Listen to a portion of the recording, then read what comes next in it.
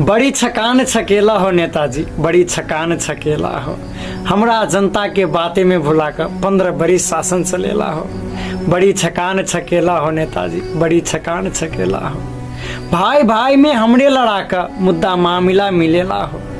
भाई भाई में हमरे लड़ा का मुद्दा मामला मिलेला हो। हार जीत के खेल में हमरा तू नेता कहेला हो। बड़ी छकान छकेला हो नेताजी, बड़ी छकान छकेला हो। कहियो सेवा केंद्र के नाम पर तो कहियो मेडिकल कॉलेज के, कहियो सेवा केंद्र के नाम पर तो कहियो मेडिकल कॉलेज के। पता नहीं और की सपना देखा कर हमरा सबके फुसलेला हो। बड़ी छकान छकेला हो नेताजी, बड़ी छकान छकेला हो। जनता के विकास और समृद्धि हेते युवा रोजगारी के सपना देखा कर, जनता के विकास और समृद्धि हेते युवा रोजगारी के सपना देखा कर लुट के सब दिन सोच जनता के अपन झोले के धनिक बनेला हो। बड़ी छकान छकेला हो नेताजी, बड़ी छकान छकेला हो। मधेसी जनजाति के सब दिन तो सब भ्रमित गप सुनेला हो।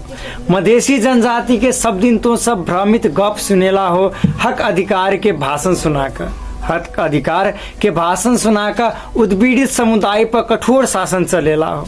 बड़ी छकान छकेला हो नेताजी, बड़ी छकान छकेला हो। बड़ी छकान छकेला हो नेताजी, बड़ी छकान छकेला हो।